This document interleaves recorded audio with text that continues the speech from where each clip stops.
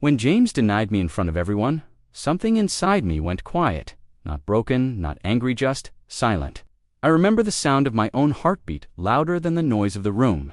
It was like my body was still there, but the rest of me had already walked away. He said, "We're just friends." Those 3 words rewrote years of laughter, promises, and midnight talks into something I barely recognized. People around us smiled awkwardly, thinking it was a harmless correction. But for me, it was the end of a world I had built carefully, brick by brick, around his name. I didn't argue. I didn't ask why. I just nodded and left. That night, I walked home alone, pretending the streetlights were enough company. I didn't cry. I didn't even speak.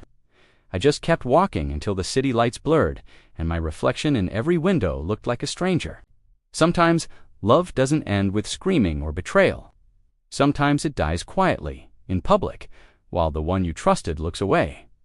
James wasn't always that person. He was once the man who made my mornings feel worth waking up to. I still remember how we met ordinary day, ordinary place, but something extraordinary in how he smiled. It was at a cafe near my office.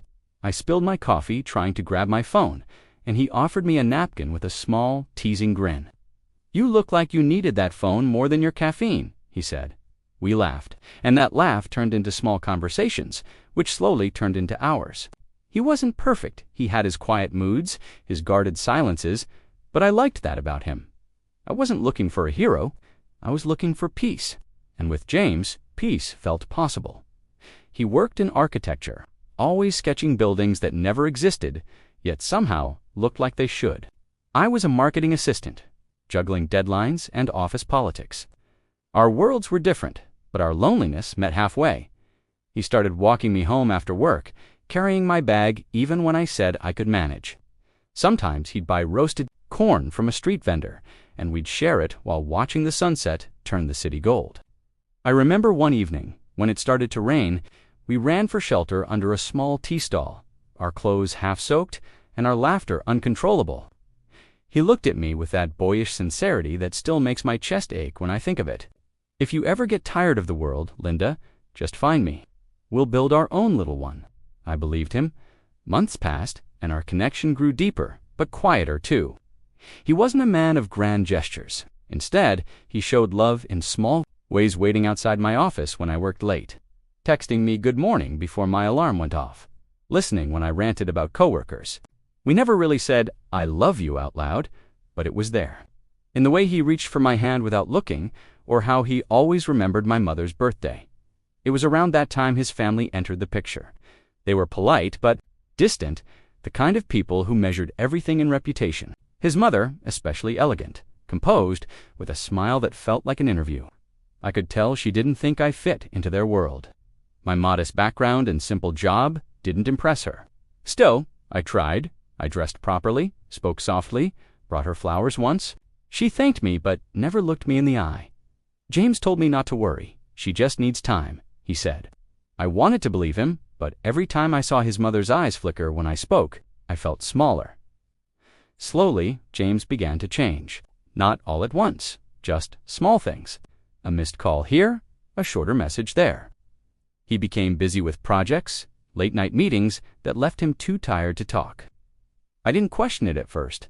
I knew how work could be, but soon, the silence between us started growing louder than our conversations. There was one night when he invited me to a company dinner. I was nervous, excited even, thinking maybe he wanted to show the world we were together. I spent hours picking a simple blue dress. The one he once said made me look calm, but when I arrived, I realized I was wrong. He introduced me as a close friend. No warmth, no recognition in his tone. Just the practiced politeness of someone protecting his image. I laughed it off, pretending not to notice the puzzled looks of his colleagues, but my chest burned. After dinner, when everyone had left, I asked him quietly, "Why did you say that?" He avoided my eyes. "Linda, it's complicated. People here talk too much. You don't understand how fragile things can be for me right now." I didn't say anything else. But something inside me shifted. I began to notice the way he hesitated when his phone rang, how he avoided introducing me to his friends, how he stopped saying "we" and started saying "I." It wasn't one big betrayal, it was a slow erosion. And by the time I realized how far we'd drifted, I was already holding on to the memory of a man who no longer existed. One evening, he called me to meet him at a cafe. I thought maybe he wanted to fix things, but instead, he spoke like someone rehearsing lines. "Linda, maybe we should take a step back. My family's been asking questions, and honestly, I can't handle all this right now." "All this?" I repeated. "You mean me?" He looked down. "You're making this harder than it needs to be." I wanted to ask if he remembered the rain that day at the tea stall, the laughter, the promises. But what would be the point? People don't forget, they just stop caring. So I said, "Okay," and walked away. That was the night before the event where he would deny me completely. The night before my silence became my only answer. I spent that night staring at the ceiling, thinking of all the versions of us that could have been. I didn't cry. I was too tired, too. Love doesn't always die when someone leaves. Sometimes it dies when they stay, but pretend they didn't. And yet, somewhere deep inside me, I still hoped. Hoped that one day he'd remember, that he'd call and say, "I'm sorry," but the call never came. After that night, life didn't stop, but it somehow lost its rhythm. Days moved forward, but I didn't. Mornings felt heavier, nights longer. I still went to work, smiled when I needed to, answered emails, and laughed at jokes I didn't hear. But deep down, something inside me had gone missing. People around me noticed, of course. My friend Clara once asked, "Are you okay, Linda? You've been quiet lately?" I told her I was fine. The same lie everyone uses when they don't have the energy to explain their pain. But I wasn't fine. I was empty. Every street reminded me of him, the coffee shop, the park bench, even the small bookstore where we once got lost for hours. The city hadn't changed, but it felt unfamiliar. Like I was walking through memories that refused to fade. Sometimes, I'd catch myself checking my phone for his name, that small flicker of hope that maybe he'd text, but he never did. And even when I tried to delete his number, I couldn't. My thumb hovered over the screen, but my heart refused to follow through. I told myself I didn't miss him. I told myself I was stronger than this. But at night, when the room went quiet, I still whispered his name. Then months. I saw him once by accident outside a restaurant near my office. He was with some colleagues, laughing, looking lighter, freer. For a moment, I almost believed I had imagined everything between us. He saw me too. Our eyes met. He froze for a second, then smiled politely, like strangers do. That smile cut deeper than any argument could have, because it meant he had rewritten me, turned something once real into something forgettable. I walked past him without saying a word. But inside, I was screaming. I started avoiding the places we used to go. I changed my route to work, switched cafes, even deleted my old playlist. But pain has a way of finding you, no matter how far you run. One Sunday morning, while cleaning my apartment, I found the small sketch he once made of me. Just a rough pencil outline on paper, but it stopped me cold. He'd drawn me sitting by a window, smiling softly. Underneath, he had written, "Home looks like this." I sat on the floor, holding that paper like it was a living thing. I wanted to tear it, burn it. But instead, I folded it gently and placed it back in the drawer. That's when I realized I didn't hate him. I just hated how much of myself I had given away for free. My mother noticed the change too. She lived in another city, but mothers have a way of hearing pain through silence. One night, she called and said, "Linda, you sound tired. Are you sure you're eating well?" I said yes. She paused for a while before saying softly, "Sometimes the hardest part isn't losing someone.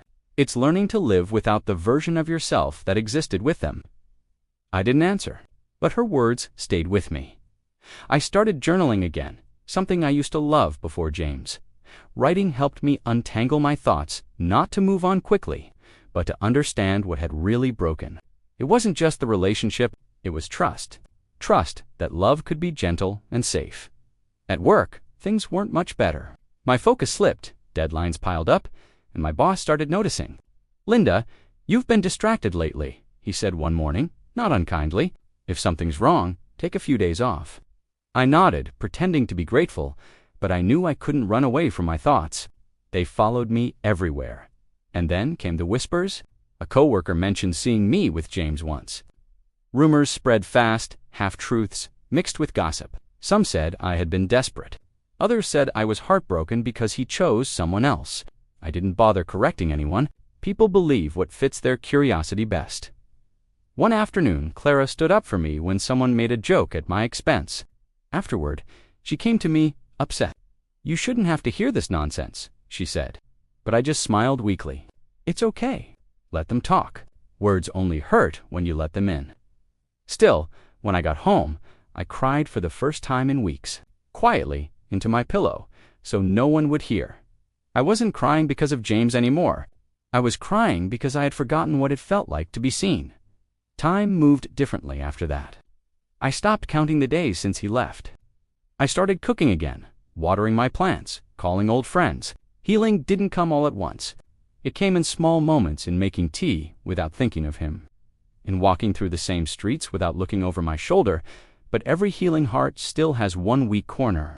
Mine was the memory of his voice saying my name. It could still bring tears when I least expected. Months later, news reached me through mutual friends that James had gotten engaged to someone his family approved of. She was beautiful, elegant, well-connected, the kind of woman who fit neatly into their world. I smiled when I heard, not because I was happy, not because I was bitter, but because it finally made sense. I was never meant to fit that picture. That night, I looked out my window at the city lights and whispered to myself, "Let him go, Linda." For the first time. I meant it. Still, the heart doesn't erase. It archives, and even as I moved forward, a part of me kept his memory stored away, not for love, but for understanding. I read books, took walks, even joined a pottery class. Slowly, I began piecing together a new version of myself, one that didn't revolve around someone else's approval.